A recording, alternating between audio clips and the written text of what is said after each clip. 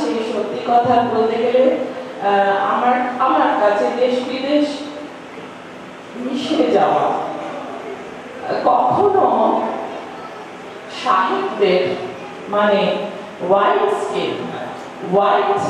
পিপলকে কখনো I never felt that কোনোভাবে তারা আমার চেয়ে superior, কখনো মনে হয়নি। এবং আমার মেয়েকেও আমি সেটা শিখিয়েছিলাম যে never feel that, যে কোনোভাবে তুমি তাদের থেকে কোনোভাবে inferior। আমি একটু গর্বের সাথে বলছি, মা তো তাকে একটু গর্ব হয় ছেলে মেয়েকে নিয়ে যে she is doing so well, এত ভালো।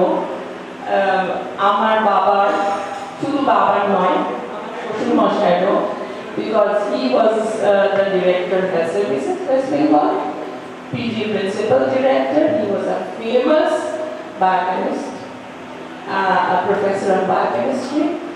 তার নাম আমার মনে হয়ও রাখতে পারবে। তো যাই হোক, কিন্তু ও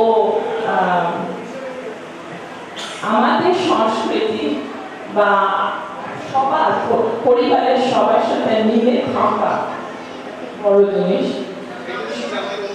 সবার সাথে মিলে থাকা, এইগুলো আসলে ছোট থেকে দেখতে দেখতে আমার মনে হয় মানুষ এগুলো বলে বলে হয় না।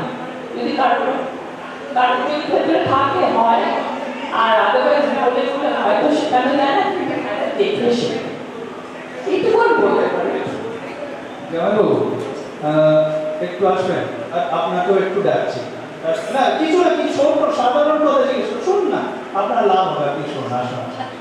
চকলেট দেওয়ার মতো এত বিনয়ী, এত শাড়ি, এত লাজুক, আর একবার যদি দেখেন লাবাড়ির চেহারাটা, আমার ফেসবুক প্রোফাইলে চলে যাবে, পার্থসারথী মুখার্জি।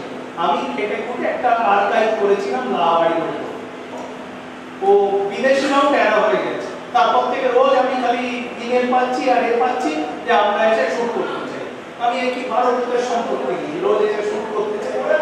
তো সেই মানুষ রঘুলা আসছি জামাইবাবু আপনার কাছে। খালি একটা জিনিস জিজ্ঞেস করি আপনাকে প্রথমে,